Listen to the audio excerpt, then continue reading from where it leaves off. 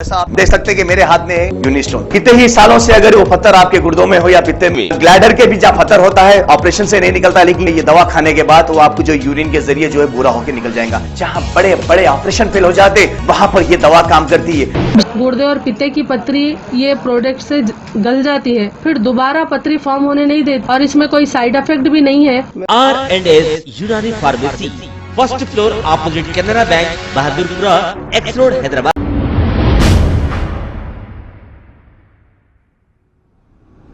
अस्सलाम वालेकुम नाजरीन, मैं हूं मोहम्मद अब्दुल हकीम। आइए देखते हैं आज का ये खबरनामा। मीर चौक ट्रैफिक पुलिस की जानिब से दारू शिफा एक्स रोड पर ड्रिंक एंड ड्राइव यानी शराब पीकर गाड़ी चलाने वालों की चेकिंग की गई है।